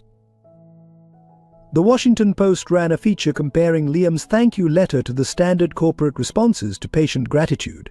They published the internal memo about Robert Morgan's incident management alongside Sarah's quiet testimonial about James's transformation. The stark difference between corporate protocol and human empathy sparked fierce online debates about the role of wealth in healthcare. Victoria's carefully crafted PR statements collided with reality when hospital staff began sharing their experiences. Nurse Mike's description of James learning to change IV bags and sitting with worried parents overnight painted a picture that no corporate crisis management could control. Dr. Thompson's medical journal blog about the therapeutic value of community and connection went viral in healthcare circles. Former patients from Manhattan Memorial started speaking out. They shared stories of isolation, of feeling like statistics rather than people. Then they contrasted these with recent experiences: James reading stories during chemotherapy sessions, helping with homework, learning each child's favorite songs. The narrative shifted from corporate philanthropy to human connection. The board meeting's live stream showed grim-faced executives discussing liability and brand damage. Meanwhile, social media filled with images of the hospital's transformation: fairy lights and paper turkeys, art projects and smile-filled faces. Each corporate argument about professional distance was met with evidence of the healing power of personal engagement. Local news interviewed hospital staff who'd worked there during Robert Morgan's time. They remembered him as more than a chauffeur. He was the man who brought books to night shift nurses, who knew every security guard's children's names, who kept an extra umbrella in his car for visitors caught in the rain. These stories transformed the narrative from corporate crisis to personal redemption. Medical professionals nationwide began sharing their own experiences with corporate healthcare. Stories poured in about the gap between institutional charity and actual human needs. The debate expanded beyond Whitman Enterprises to question the entire system of corporate involvement in healthcare. Sarah Morgan's quiet dignity became a powerful counterpoint to corporate messaging. When asked by reporters about the controversy, she simply showed them Liam's artwork. "My son saw the best in people," she would say. Sometimes it just takes time for that best to find its way out. Her words, free from bitterness or blame, carried more weight than any press release. By afternoon, the narrative had shifted decisively. What began as a story about corporate rebellion became one about human connection and the real meaning of care. Even business publications struggled to maintain their focus on shareholder value as images of the hospital celebration preparation dominated social media. As Thanksgiving dinner approached, public opinion crystallized around a simple truth: sometimes the most valuable corporate assets aren't found on any balance sheet. They're found in the moments of human connection that transform institutions into communities, patients into people, and corporate charity into genuine care. As twilight descended on Manhattan Memorial's rooftop garden, the first guests began arriving for the Thanksgiving celebration. Children in wheelchairs, trailing IV poles transformed into twinkling light stands, emerged from elevators decorated with paper turkeys. Parents who'd spent countless hours in hospital chairs now found themselves guided to tables adorned with their children's artwork. The board's decision to remove James as CEO had come through an hour earlier, but in the growing magic of the evening, corporate politics seemed to belong to another world entirely. James stood at the entrance, helping Emma adjust her fairy princess crown as she took her self-appointed role as official greeter seriously. Together they welcomed each family with the same warmth, whether they arrived in worn sneakers or designer boots. Dr. Thompson orchestrated a complex dance of medical care disguised as festive activities. Nurse Mike, wearing a turkey-shaped hat that made children giggle, smoothly incorporated necessary treatments into the celebration's flow. The medical staff moved through the crowd with practiced ease, ensuring that no clinical necessity interrupted the evening's spirit. Victoria arrived just as the sun set, her corporate armor softened by uncertainty. She stood at the edge of the gathering, watching her brother help a young boy in a wheelchair navigate the buffet line. Sarah Morgan approached her quietly, offering a paper turkey feather and a purple glitter pen.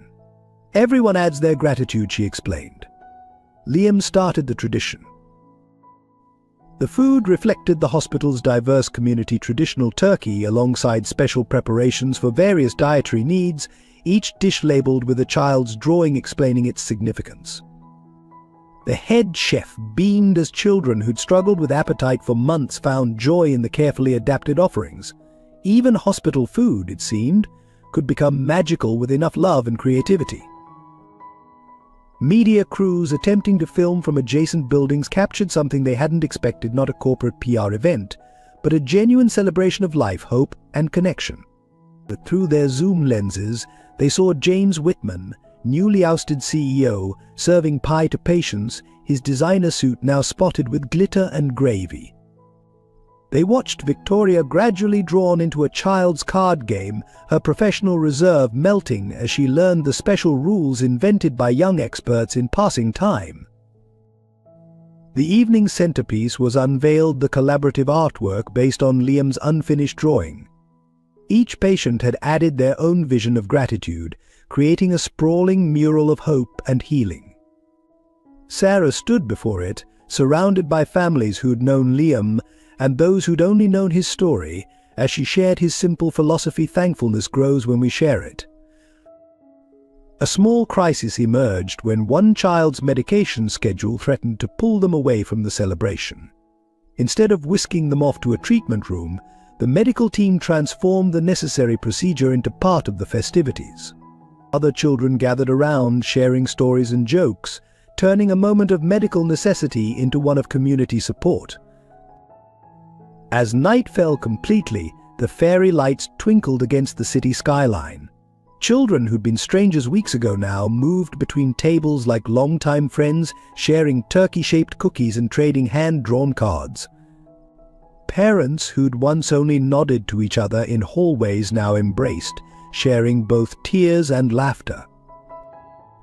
James found himself at a table with Emma, Victoria, and Sarah, watching as the celebration he'd risked everything for unfolded around them. Emma was explaining the constellations visible through the tent's clear panels. Her knowledge gleaned from nights spent stargazing through hospital windows.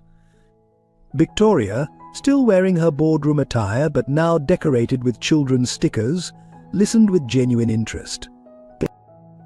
A young patient's voice rose above the gentle buzz of conversation. "Can we do this again next year?" The question hung in the air, heavy with hope and possibility.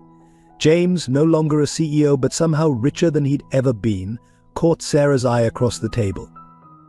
She smiled and pulled out Liam's sketchbook, opening it to the unfinished drawing that had started it all. The Thanksgiving celebration was in full swing when Dr. Thompson's pager buzzed urgently. Tommy, a 10-year-old leukemia patient who had been doing well enough to join the festivities, had suddenly collapsed near the dessert table. The medical team's response was immediate but subtle, years of experience allowing them to move with urgency while maintaining calm. James, who had been helping Tommy select a slice of pumpkin pie moments before, found himself holding the boy's hand as Dr. Thompson assessed his condition. The child's face, painted with a turkey design by one of the art therapy volunteers just hours earlier, had gone frighteningly pale.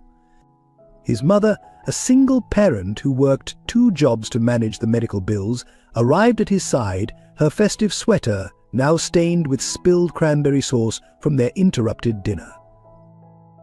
"His numbers were stable this morning," Nurse Mike murmured to Dr. Thompson, already preparing emergency medications with practiced efficiency.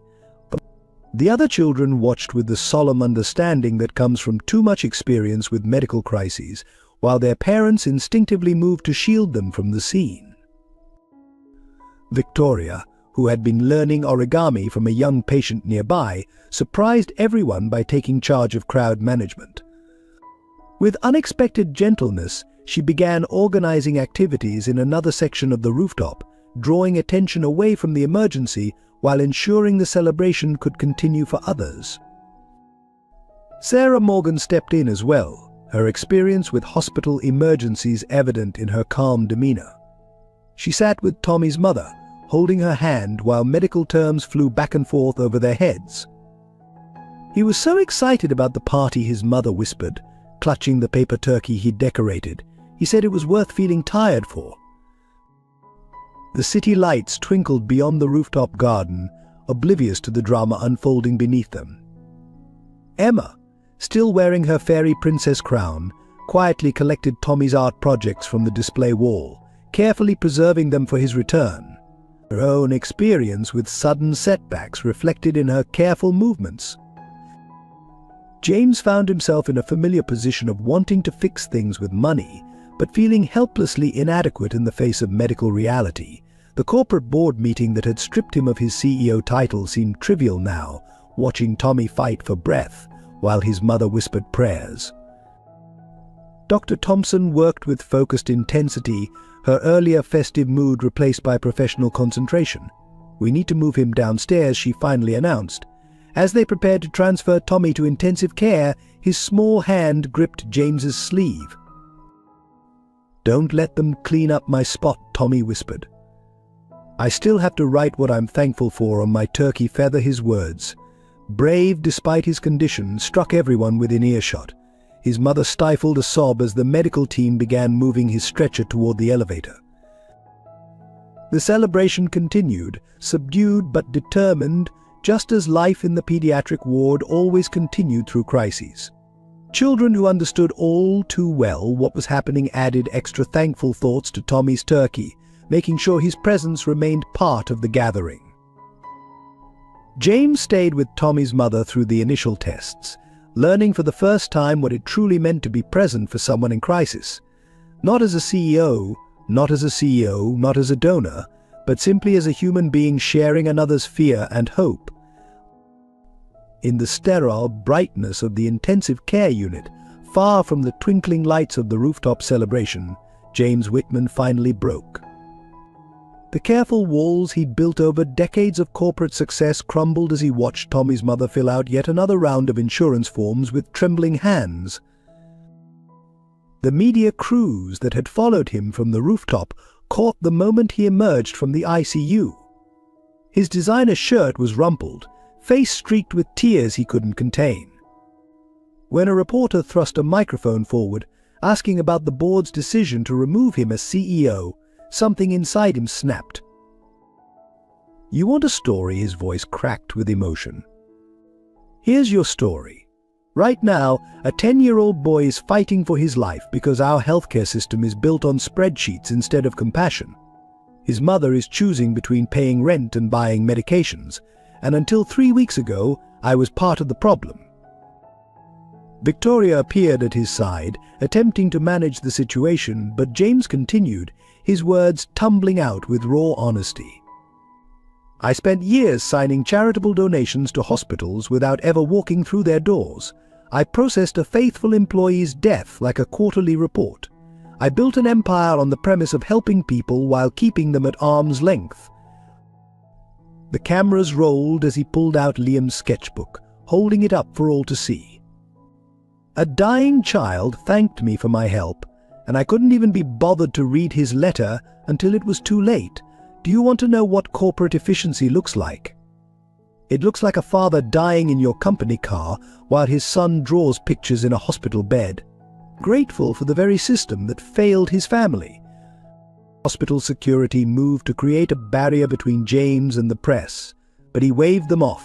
His breakdown had drawn an audience: hospital staff, patients' families, even some board members who had come to assess the situation. They watched as their former CEO, known for his unshakable composure, laid bare the cost of corporate detachment. I lost my company today, he continued, his voice steadying. But up there, he pointed to the rooftop, children are celebrating life despite everything. They're teaching us about gratitude while fighting battles we can't imagine. They're completing a drawing that a boy named Liam started, showing us what really matters. Sarah Morgan stepped forward, placing a gentle hand on his arm. The touch seemed to both break and steady him. We're supposed to be the ones with answers, he said more quietly now. With the successful ones, the leaders. But we've forgotten the most basic truth that every number on our spreadsheets is a human story. Victoria, who had been frantically trying to control the narrative, suddenly stopped. She looked at her brother, really looked at him, perhaps for the first time in years. The corporate mask she'd worn for so long slipped as she remembered their own mother's hospital stays, the fear and helplessness they'd sworn never to feel again. The cameras captured it all: James Whitman's public transformation from corporate titan to broken, honest human being. But they also caught something else: the way hospital staff nodded in understanding, the way families reached out to offer support, the way his vulnerability created a bridge between the worlds of corporate power and human need. In the quiet corridor outside Tommy's ICU room, Sarah Morgan finally confronted James Whitman. The celebration continued above them on the rooftop, but here in the fluorescent-lit hallway, raw truth demanded its moment. You know what Liam said the night before he died? Her voice was steady, but her hands trembled as she clutched her son's sketchbook. He said he was worried about you, not about dying, not about leaving me alone, but about you. The words hung in the air between them, heavy with unspoken grief. James, still reeling from his public breakdown, leaned against the wall. His tie hung loose, his carefully cultivated image of corporate perfection completely undone. Why would he worry about me? He asked softly, genuinely confused. Because, Sarah continued, opening the sketchbook to a page James hadn't seen before, he said you had the hardest job of all, trying to help everyone without letting yourself feel anything. The drawing showed the Whitman Tower, but instead of its usual imposing presence, it appeared as a lonely castle with a single figure at the top. 3 years ago, when Robert died, you sent flowers and a check. Her voice cracked slightly. Did you know he kept a photo of you and him in his wallet? From that Christmas party where you actually stopped to talk to him about his family. He said it was the one time you seemed real. The memory hit James like a physical blow. He remembered that brief conversation, how he'd quickly retreated when he felt himself becoming too personally invested. How many such moments had he cut short over the years? Liam spent his last weeks trying to finish that Thanksgiving drawing, Sarah continued, her composure finally breaking. Not because he wanted to guilt you, but because he believed everyone deserves a place at the table, even people who've forgotten how to sit with others. Hospital staff moved quietly around them, respecting the intensity of the moment while maintaining their duties. Through the ICU window, they could see Tommy's mother singing softly to her son, another parent facing the unimaginable with quiet courage. "I was so angry at you," Sarah admitted. "Not just for Robert, but for all the times you could have seen us as people instead of statistics." "But Liam," she paused, wiping tears. Liam said anger takes too much energy, and he needed his energy for drawing hope. James slid down the wall until he sat on the cold hospital floor, protocol forgotten. Sarah joined him, their shoulders nearly touching as they looked at Liam's artwork together. "He drew you into every celebration picture, you know," she said softly. "Always with an empty chair beside you, always with space to join in." Through the window, they watched Tommy's monitors blink steadily, each beep a reminder of life's fragility and preciousness. "I don't know how to do this," James confessed. "I don't know how to feel everything and still function." Sarah closed the sketchbook gently. "That's what Liam worried about. He said sometimes the richest people are the poorest at being human." She stood, straightening her simple dress. "But he believed you could learn. That's why he drew all those empty chairs, not to show what was missing, but to show what could be." Victoria Whitman stood in the hospital's administrative offices, her composure regained after witnessing her brother's breakdown. Before her lay the paperwork that could end this entire emotional experiment.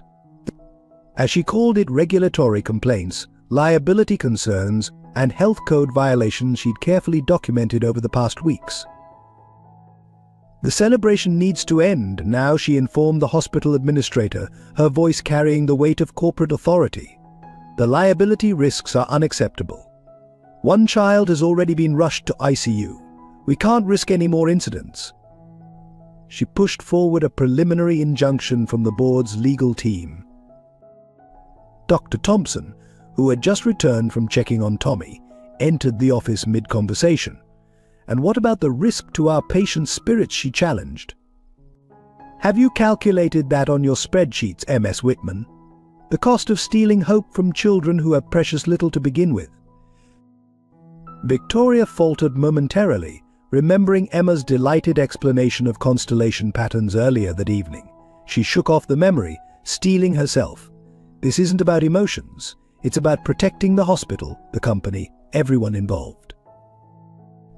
But as she moved to present more documentation, Sarah Morgan appeared in the doorway, still holding Liam's sketchbook. Without a word, she opened it to a page Victoria hadn't seen: a drawing of herself, sketched from newspaper photos, but transformed. In Liam's vision, she was smiling, surrounded by children, her corporate armor replaced by warmth. "He drew this the week before he died," Sarah explained quietly. "He said you looked sad in all your press photos, like someone who'd forgotten how to play the simple observation, coming from a child who'd never met her, struck deeper than any corporate argument." Victoria's hands trembled as she looked at the drawing. She saw herself as Liam had imagined her could be, not the ruthless corporate protector she'd become, but someone capable of joy, of connection. Behind her, the sound of children's laughter drifted down from the rooftop celebration. Dr. Thompson seized the moment. "Come see what you're trying to stop," she suggested, leading Victoria to the pediatric ward's playroom. There, displayed on every wall, were photos of the evening celebrations, children forgetting their pain in moments of joy, parents sharing genuine smiles, even hardened medical staff softening in the glow of authentic human connection. "Your brother didn't break the system," Dr. Thompson continued. "He remembered its purpose. These aren't liability risks, they're humans in need of more than just medical treatment." Victoria stood silent, her carefully prepared arguments crumbling. Through the window, she could see James sitting with Tommy's mother in the ICU, offering the kind of support no corporate policy could prescribe. The sight of her always controlled brother openly sharing another's pain shifted something fundamental in her understanding. Slowly, deliberately, Victoria gathered her legal documents. The hospital administrator and Dr. Thompson watched tensely as she stood, straightening her designer suit. Then, to everyone's surprise, she tore the papers in half. "The board won't like this," she said quietly, "but Liam's drawing, He saw something in me I'd forgotten existed. She turned to Sarah. Would you? Would you show me more of his artwork? I think I need to understand what he understood. In the quiet aftermath of Victoria's decision, James found himself drawn to the hospital's storage room. Among the carefully labeled boxes of unclaimed belongings, he discovered one marked Morgan R. Personal Effects. The box had sat there for 3 years, its contents deemed too insignificant for corporate attention. With trembling hands, he opened it.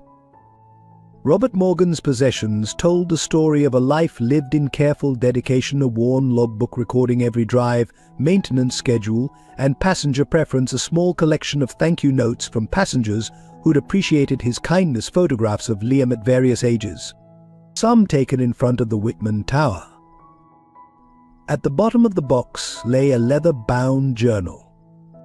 The final entry, dated the day before the accident, read, Mr. Whitman seemed troubled today. Drove him to 3 meetings about hospital funding.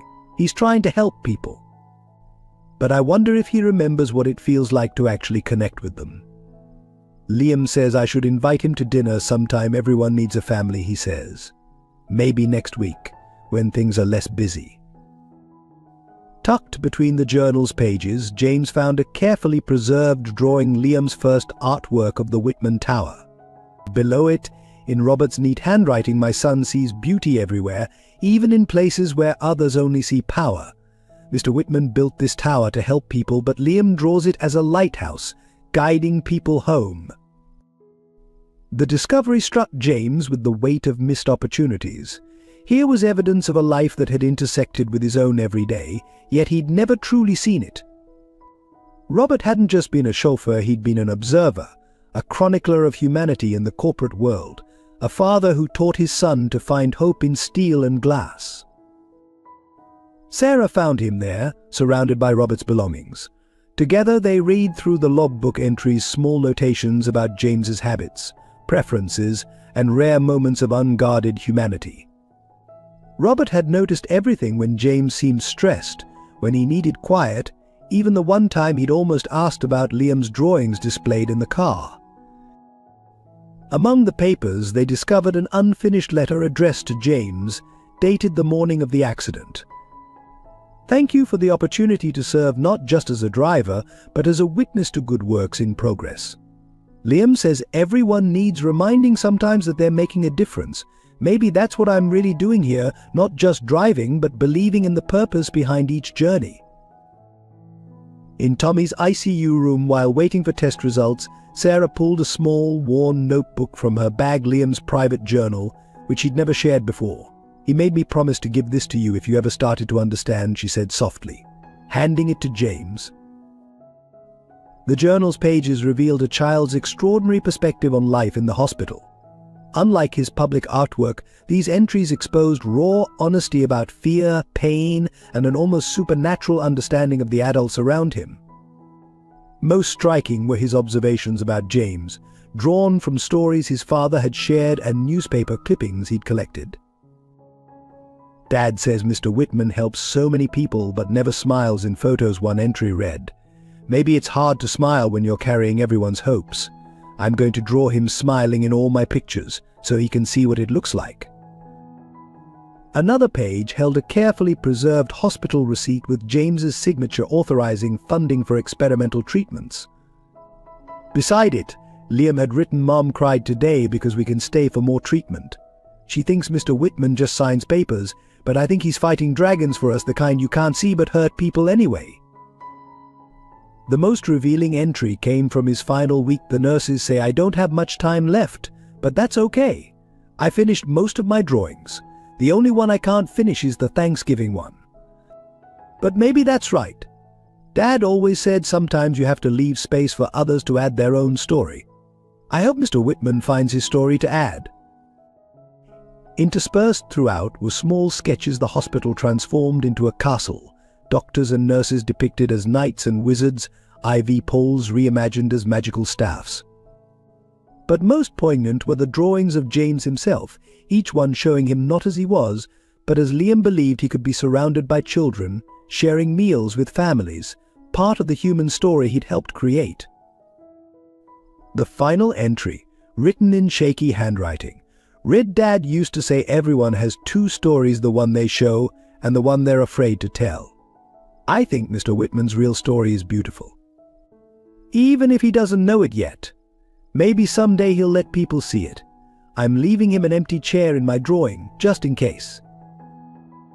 In the quiet of the hospital chapel, James and Victoria sat together examining Liam's unfinished Thanksgiving drawing under the gentle stained glass light. Sarah had brought them the original version, larger and more detailed than the copy they'd been working from.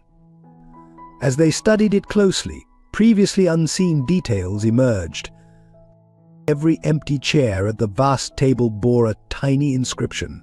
One was labeled for the doctor who thinks she failed, clearly meant for Dr. Thompson, who'd blamed herself for being unable to save more patients. Another read for the nurse who dances to make children laugh, Nurse Mike's special place. The chair marked for James carried a longer note for the man who fights dragons with paper shields. But it was Victoria's designated seat that revealed the drawing's deeper purpose. Her chair bore the words for the lady who guards the castle, in case she remembers it's really a lighthouse.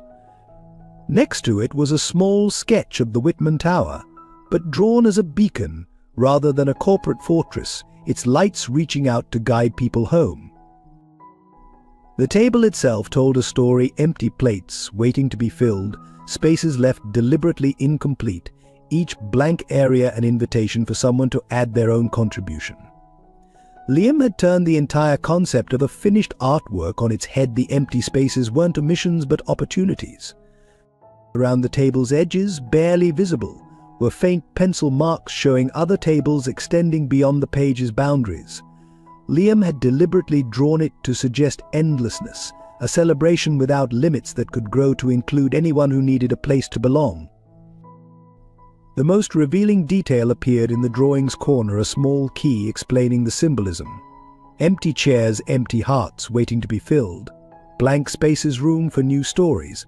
Unfinished food treats yet to be shared. Table with no ends, family that keeps growing. Sarah pointed to a faded eraser mark in the center, where Liam had clearly removed something only to leave it blank. He said that space was special, she explained. It's where people would put their pride down and pick up their humanity instead. He worked on it for days before deciding it needed to stay empty, a reminder that sometimes the most important things can't be drawn. The unfinished nature of the drawing wasn't a result of Liam running out of time, it was his final message about the endless possibility of human connection. Each incomplete element was an invitation to continue the work he'd started, not just on paper, but in reality. Victoria stood at Tommy's ICU window, watching her brother holding the boy's hand while doctors administered treatment. Her designer suit felt like armor now, heavy and out of place among the honest emotions surrounding her. In her hands she held the latest board resolution demanding an immediate end to all unauthorized charitable activities. The corporate language she'd crafted so carefully over the years suddenly seemed hollow. Words like liability mitigation and brand protection couldn't capture the reality before her, a child fighting for life while a community rallied around him, their abandoned Thanksgiving celebrations still twinkling hopefully on the rooftop above. A nurse approached, offering her a child's drawing, one of Tommy's latest works, created just hours before his collapse. It showed the Whitman Tower, but not as the imposing corporate headquarters she knew. Instead, it depicted the building with open doors and windows filled with smiling faces, golden light spilling out to welcome everyone inside. He said it's how the building looks in his dreams, the nurse explained, where business suits turn into superhero capes and board meetings are about planning parties for sick kids. The simple interpretation of their family legacy struck Victoria with unexpected force. She thought of all the press releases she'd written, carefully crafting the image of Whitman Enterprises as a benevolent corporate giant. But here was the truth drawn in crayon by children who saw past corporate facades to the potential beneath. Liam had seen it. Tommy saw it. Perhaps it was time she saw it too. Pulling out her phone, Victoria began composing a new message to the board. Not a press release this time, but a resignation letter. "I've spent years protecting a legacy I didn't fully understand," she wrote. "Today, I watched my brother lose his company but find his purpose. It's time for me to find mine." She added one final line, quoting from Liam's journal, "Sometimes the strongest walls aren't the ones we build around our buildings, but the ones we tear down around our hearts." Then she removed her corporate ID badge, placing it beside Tommy's drawing. A faint sound of singing drifted down from the rooftop, where the celebration continued in quiet solidarity with their missing friend. Victoria found herself humming along, remembering how her mother used to sing during her own hospital stays, another memory she'd locked away in her pursuit of corporate perfection. Tommy's condition stabilized just before midnight, his vital signs strengthening as Thanksgiving drew to a close. The relief that flooded the ICU touched everyone who had held vigil: doctors, nurses, James, Victoria, and most importantly, his exhausted mother. In that moment of collective exhale, something shifted in the hospital's atmosphere. Victoria, who had spent the evening making calls and arrangements of a different kind than her usual corporate dealings, approached Sarah Morgan. Their eyes met in the fluorescent-lit hallway, years of unspoken history hanging between them. "I found this in Robert's old files," Victoria said softly, holding out a photograph. It showed Robert and Liam at a company Christmas party, both beaming at the camera. In the background, barely noticeable, stood Victoria herself, half smiling at something Liam had said. "I didn't remember this moment until now. He made everyone laugh that night, even me." Sarah took the photo gently, her fingers tracing the familiar faces. Liam kept talking about that party for weeks. He said it was the first time he saw angels in business suits. She smiled at the memory. "He meant you and James. He thought you were both so powerful you must be angels in disguise, trying to help people." James joined them, still wearing the paper crown Emma had insisted he keep. "We weren't angels," he said quietly. "We were just people who forgot how to be human." He reached for Victoria's hand, a gesture they hadn't shared since childhood. "But maybe it's not too late to remember." The siblings, once united only by corporate ambition, found themselves sharing tears for the first time since their mother's illness. Victoria's carefully maintained makeup smudged as she leaned into her brother's embrace, while Sarah watched the corporate armor finally crumble completely. Dr. Thompson appeared with coffee for everyone, her doctor's coat now decorated with children's stickers from the celebration. "Tommy's asking for his art supplies," she announced with a tired smile, "and he wants to know if his spot at the table is still saved." The simple question, so full of hope and resilience, broke the last barriers between them. Victoria wiped her eyes, smudging her mascara further. "Tell him I've been keeping his chair warm," she said. "And maybe he can teach me how to draw angels in business suits." The sun began to rise over Manhattan, painting the hospital windows in gentle gold. A new day was beginning, carrying with it the promise of healing, not just for the patients, but for all those who had found their way back to humanity through a child's wisdom and an unfinished drawing. 1 month after the Thanksgiving celebration, James and Victoria stood in Liam's former hospital room, now transformed into the headquarters of the newly established Liam Morgan Foundation. The walls, once stark and clinical, now showcased children's artwork from across the hospital network, each piece telling its own story of hope and healing. The Foundation's mission statement, written in both formal text and children's crayon, declared its purpose to bridge the gap between corporate giving and human connection. Below it hung Liam's unfinished Thanksgiving drawing, now framed not as an incomplete work but as an ongoing invitation for others to join the story. Sarah Morgan had accepted the position of Foundation Director, her understanding of both hospital needs and human hearts making her the perfect choice. Her first initiative was the Empty Chair program, ensuring that every child's treatment included not just medical care, but also opportunities for creative expression and community connection. The boardroom that had once hosted corporate strategists now welcomed a different kind of meeting. Doctors shared space with patients' families, hospital administrators sat alongside child life specialists, and corporate donors found themselves learning from the children they helped. Each meeting began with art therapy and ended with shared meals, breaking down barriers between giving and receiving. Victoria, surprisingly, proved instrumental in reshaping corporate philanthropy. Her experience in navigating business worlds made her the perfect translator between institutional donors and human needs.